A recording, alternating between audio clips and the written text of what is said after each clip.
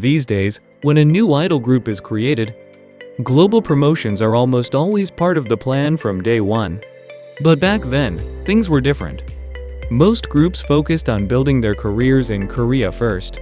Maybe Japan was really the only international market that K-pop artists focused on in a big way.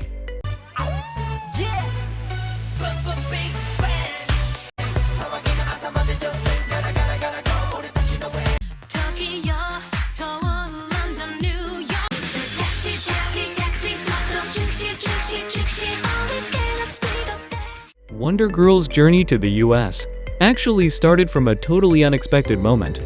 There was a huge celebrity gossip blog called PerezHilton.com, famous for being one of the fastest sources for Hollywood news.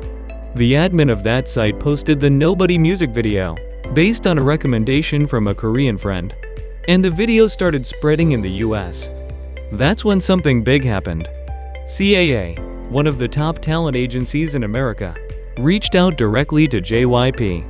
CAA is the agency that represents Brad Pitt, George Clooney, Oprah Winfrey, and so on. So after that video started gaining traction, JYP spent 3 months calculating the potential for success. And this is what he saw. The USA might have been the biggest music market in the world, but from what he could tell, there were mainly 2 types of entertainment dominating it.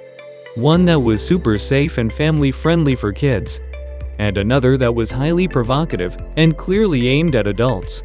He thought, what if K-pop could land somewhere in between? K-pop had a healthy image, but also flashy performances and great energy too. He believed that balance could really work in the gap between those 2 extremes. He also noticed that the younger tween generation was growing up online, watching global content with no borders. He sensed that the lines between race and culture felt blurrier. And so, around January of 2009, JYP sat down with Wonder Girls and asked if they'd be willing to try going to America. The Wonder Girls were surprised at first, but most of them reacted positively. 그래서 100% 다 그냥 가겠다라고 동의하셨습니까? 예. 여러분들도 입장이 맞아요?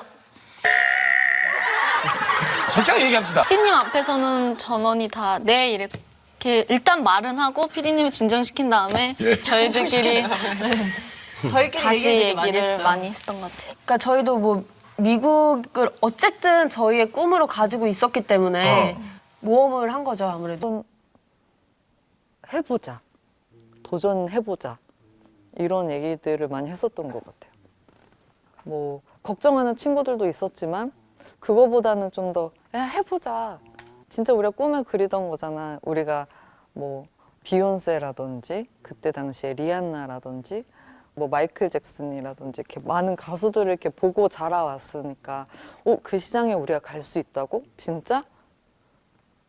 해보자. Yubin later said that because they were so young at the time, their courage outweighed realistic apprehension about the challenges. After further consultation, they concluded their concert schedule in Korea and departed for the US just a few days later, on April 1st. They rushed to pack and flew to the America, thinking things would move quickly. But when they got there was nothing ready. They ended up just waiting around for 2 whole months. Since everything happened so fast, they didn't get the chance to properly say goodbye to family and friends. And just like that, their journey in America began with tears. Back then, not only was Korean music unfamiliar, a lot of people didn't even know much about Korea itself. The kinds of questions they got were things like, where is Korea exactly? Or why do you do it like that? At the time, K-pop wasn't anywhere near the mainstream in the US. It was completely considered foreign music. These days, idols don't even need to physically go abroad to get noticed. Thanks to social media, they can build a global fan base from distance. However, just a decade ago, the environment was so challenging and uncertain that they literally had to go out onto the streets and say, "Hi, we're Wonder Girls." There was no system, no support network. Moreover, 2009 was a period of significant stagnation in the music market due to the financial crisis. JYP had originally planned to work with US record labels, but one by one, those partnerships fell through. In the end, Wonder Girls had no choice but to pursue their US debut independently. Faced with distribution challenges, JYP came up with an inventive solution, partnering with Justice, a well-known retail chain, selling clothing and school supplies primarily to young teens. In the America, albums weren't only sold in music stores. Sometimes you'd find them in clothing shops, cafes, or bookstores. JYP believed that selling CDs to teenagers through Justice held significant potential. So what did he do? JYP made an unannounced visit to Justice's office in Ohio State. Of course, the CEO's first reaction was, "Why?" But JYP told him, "Wonder Girls will be superstars. And when that happens, we'll sell their cups, shirts, everything, only through Justice." And you know what? It worked! Luckily, he secured the CEO's permission. And indeed, not only were the Wonder Girls albums sold there, but their merchandise like t-shirts were also available. While opinions on this action are a bit divided later on, I just want to give big praise to their determinations. Respect you all!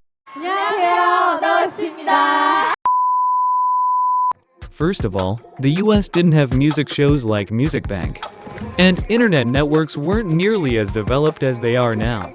So when a new song came out, artists had to promote themselves in local clubs, regional events, and radio stations first. If they got some buzz, then they might land a spot on a major talk show to perform and chat. And to really get their name out there, they had to go on tour, traveling across the country to build awareness. Since there were far fewer opportunities to appear on TV compared to Korea, it usually took a new artist about 3 years to gain real recognition. However, Wonder Girls found a way to accelerate this process by joining established artists on tour. They landed a spot as the opening act for the Jonas Brothers, a Disney Channel stars, who were basically the Beatles for American teens at the time. We go together, better than birds of a feather, you and me. Living the things no one knows about you. For Wonder Girls, this was the perfect setup. It gave them massive exposure, valuable experience performing in the US, and most importantly, the Jonas Brothers fan base overlapped almost perfectly with theirs.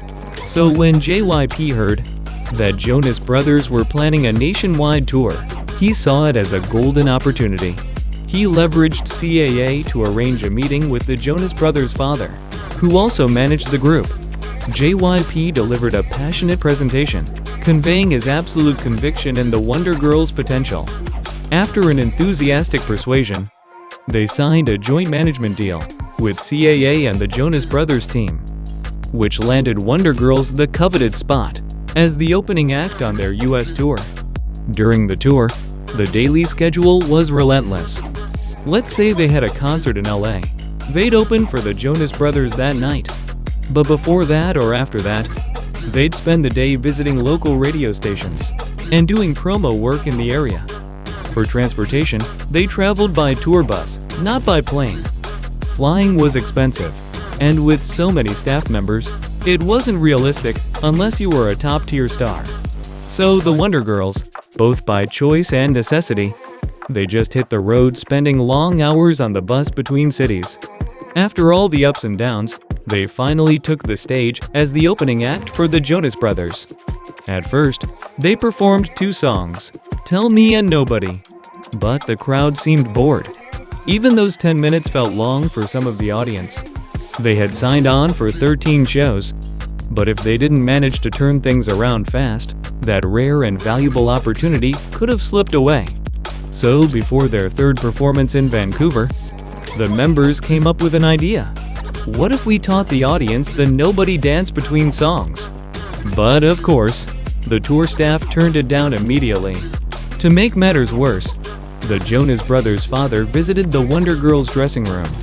He informed them that due to a scheduling issue, Wonder Girls also have to perform just 1 song instead of 2.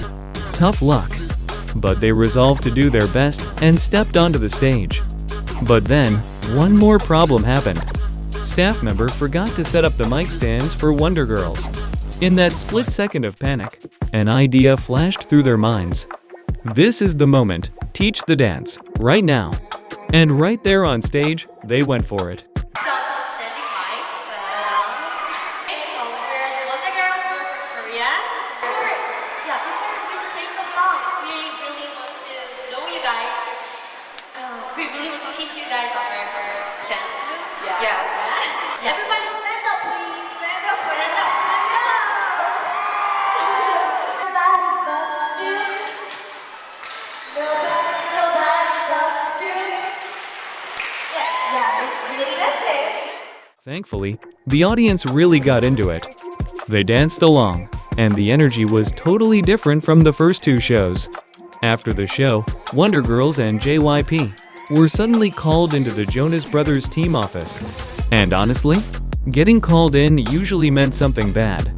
The team quietly thought to themselves, due to this impulsive act, we're probably getting kicked off the tour. Upon entering the office, the first thing they heard was, "It seems the reaction is better when you sing just one song. So from now on, we'd like you to stick to one song." But then came the real shock. And the Jonas Brothers want to know, can Wonder Girls do all 50 shows of the tour? Everyone was stunned. And right then, all the members burst into tears. And just like that, from what started as a 13-show opportunity, Wonder Girls secured all 50 tour dates across the US, joining the full 2-month tour as the official opening act. It was nothing short of a miracle.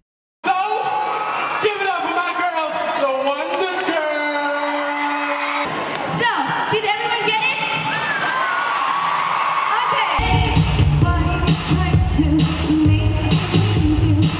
After that turning point, the audience response changed completely.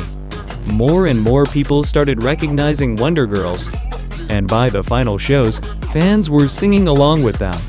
Then, just 7 months after their US debut, they made it to number 76 on the Billboard Hot 100. And since the Wonder Girls had pursued their debut independently, the company name JYP remained beside their name on the charts. The members felt immense pride. The ranking didn't even matter. The fact that a K-pop girl group made it onto the Billboard chart was a huge deal. In the history of the Billboard charts, which began in 1894, Wonder Girls were the 4th Asian artists to enter, following Kyu Sakamoto in 1963, Pink Lady in 1979, and Yellow Magic Orchestra in 1980. This marked the first time in nearly 30 years, and the first time ever for a South Korean artist. I truly think they achieved. That's something nobody had ever imagined. So let's shout out to Wonder Girls once again. 너와 입술이 닿을 때부터 모든 게 달라질 줄 알아